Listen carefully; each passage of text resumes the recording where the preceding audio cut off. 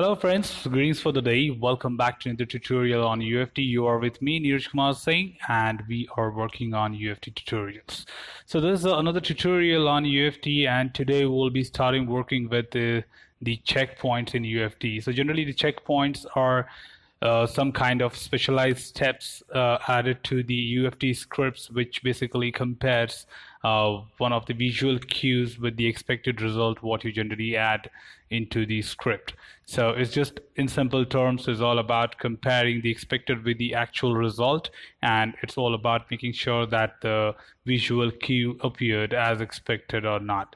And coming to the script understanding of the same thing, generally we have a lot of things to understand. We have different checkpoints in the UFT inbuilt. So generally when you talk about the checkpoints, you have various checkpoints like standard checkpoint, and you talk about the text checkpoint, text area checkpoint, bitmap checkpoint, accessibility checkpoint. There are many more like document checkpoint and so on. So before we get into that, we'll be just understanding like what are these unique checkpoints is all about. So of course these checkpoints are uniquely created for different types of objects, different types of capture mode of different applications. So generally we assume that UFT when you're working with an window-based application or a desktop application, all you have to use is standard checkpoint, because all other checkpoints are for generally for different types of application, or mainly it was created in previous versions for web-based applications. So it's sometimes possible when you're working with the previous versions of UFT like 12.0 or 11.5 and so on, and the text checkpoint, bitmap checkpoint, or maybe database checkpoint or some other checkpoints like that may not work on a desktop application. But when it comes to a standard checkpoint, it's a global checkpoint and can be used for anything, any type of application, irrespective of the add-in used. So generally let's get into the understanding of that, and today we'll be understanding about the standard checkpoint. So let me just quickly, here we have got a new test, and let me just quickly show you what the checkpoints and where you can access the checkpoints from. So you generally have to be in design menu, and you'll find checkpoint option here, and you can see some of the checkpoints listed here, but not all the checkpoints are listed what I just shown you. Generally they are available only when you are interacting with the application, or if you have the objects added in your repository. So keep that in mind. It's not that you cannot use the other repositories, it's just that you need to have objects in your repository before you can make use of other checkpoints.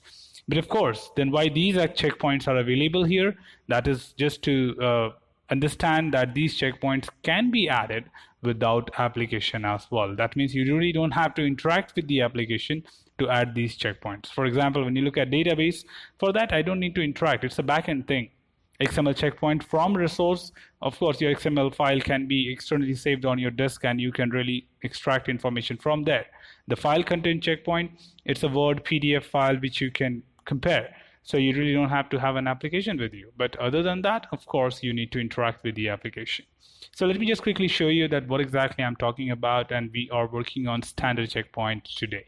So for that, all I would need is an expectation set, and for this I would need an application. So I'm using the same application what we have been using so far in all the tutorials, and here I will be verifying some of the values, like for example the username and maybe the buttons property or anything of your choice. So I will just use some of these options and show you how to use standard checkpoint. So keeping your application on the screen, you all have to just let me just quickly check my settings, because sometimes the settings are set to different things. Okay, it's on default. Go for record and just say okay. So whenever you launch your UFT, after closing it, it will prompt you to save the settings. So we are in the recording mode, and this option somewhere here is called as the checkpoints. If you drop down, you can see all possible checkpoints what I just spoke about, and it is listed in the entire list here. So we are getting started with checkpoint. Remember, a checkpoint can be added once you have entered the value in the desired field, because obviously to capture the value from the application must consist of that value, otherwise the expected result cannot be captured. So say for example I'm entering John here and trying to go for the password HP, but now you see that the moment I enter H, this button gets enabled, right? So I would like to verify that. So let me just go ahead and select a standard checkpoint and say I'm capturing the username. Win edit, WPF edit agent name. Okay, this step. Now you can see that standard checkpoint is something which generally allows you to compare single object, multiple properties. So for a particular object, you can test these properties at same time. So you have a checkbox all here on the left. So whatever property you would like to compare or check, you can select these options here. So say, for example, I would like to check if this field is enabled, and following that, I would like to check if the text is John. So enable this, like is read only, you can disable that. I don't want to check it. And the text is what I want to check it. Expected is here by default. If you want, you can change it to whatever you want. But if you change it, of course, next time in this script, if you enter something, it will not match and it will fail. So let's try the positive way first, that we will expect John and we will enter John and see a pass result. A checkpoint can be parameterized as well. As you can see, I can switch from constant to parameter. That is in case when you data drive the test. We will see that in upcoming tutorials. When we are done with data-driven testing, we will use the option parameterizing the checkpoint as well. There's something called as timeout. Again, there's a time limit till which the execution will wait if the expectation is equal to actual or not. So we can customize this time. By default, it will be 10 seconds.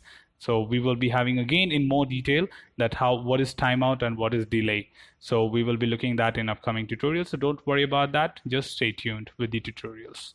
So say, okay, I've added 2 properties of this object in the repository now. And I'm adding one more thing, which is to check if the OK button is enabled before I'm clicking on it. So say OK and press OK again. Enabled should be true. So if you want, you can change the text. Text is not my concern right now, so I can disable it. And then this is where you can change the expected if you want true or false to be used. So you can define that. Say OK and then click on OK and close the window. Stop recording. So now if you see here, the script generally contains the steps which I've recorded. The first 2 lines are my script and the other 2 lines are containing the checkpoints. So generally the checkpoints will be represented as .check followed by the checkpoint and the name of the checkpoint. So generally in this script, the checkpoint details will not be displayed to you, that what this checkpoint is actually verifying, like what properties it is looking at. So to find out these details, all you have to do is move to resources, object repository, and you can see the second section of object repository contains 2 parameters, checkpoints and output values. So once we are done with all the checkpoints, we'll be moving to output values as well and understand what exactly it is. So here you can see the same settings are available what you use during adding the checkpoint. So you can, if you want at any point of time, you can see here that what this checkpoint is actually verifying. And second, if you wish to modify your checkpoint, you can come here again. So 2 things which can take place from this window is, one, you can see what are the details of this checkpoint, say agent name. And second, if you want to customize it, modify it, you can do that from here. So let's give the application to the script and quickly run this. And we will see. And we are expecting the pass for this execution, a pass status. So let's wait for the result. And yes, it is. So you see there's a green tick mark at this point of time here on the left side. If you want, you can expand all and come to the checkpoint special step and click on this.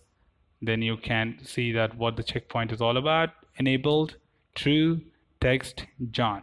So generally in UFT, if you are expected is equal to actual, then there will be only one result which will be shown to you. It's just that A is equal to B is equal to C. So there's no point showing you expected and actual separately.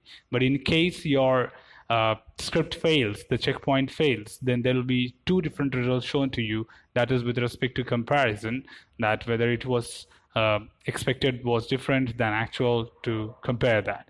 So similarly, if you look at the checkpoint, I've got another one property. Yes, it is.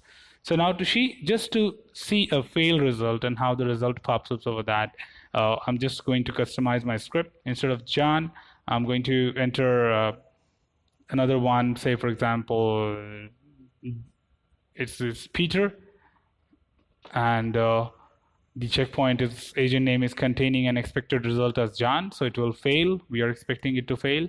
And before I can enter the password, I'm trying to shift this particular checkpoint before entering the password. As you know that without entering the password, the button OK will be disabled. So let's try this and see what output do we get. So I'm giving the application to it and click on run. So now I'm expecting both the checkpoints to fail. So now you can see the application is waiting for some time to move to the next line. The only reason is that we gave a timeout, if you saw there, 10 seconds, and that 10 seconds will be utilized before it can move to the next line.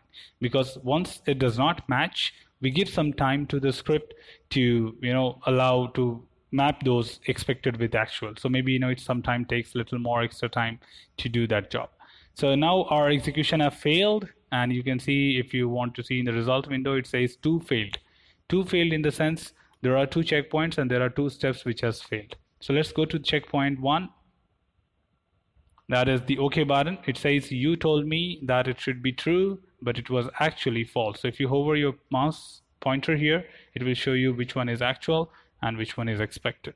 So if you say, okay, fine, I was not there, I don't trust your results, then you can anytime come down and see there is a capture data tab which will show you, look at the screenshot which I took at that point of time.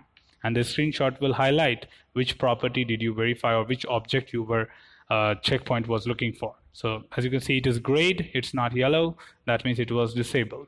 The second checkpoint I added for John, if you see, it was enabled, that is true, but the text failed. You said John, but actually it was Peter on the screen. So there's a screenshot again stating you that this was Peter. So UFT comes with a lot of user friendliness and obviously allows you to map different objects, gives you a better outcome, better result, which can really help you to do a lot of good and precise analysis.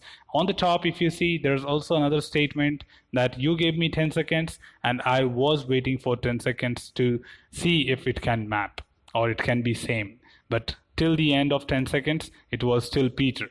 So, it just confirms you that whatever time you ask, because generally we give timeouts for images or some certain contents on the web page, which may take little time to be loaded. So these time will be given for that. But anyways, I'll be having a separate tutorial explaining you in more detail that what the timeouts are. So stay tuned for that.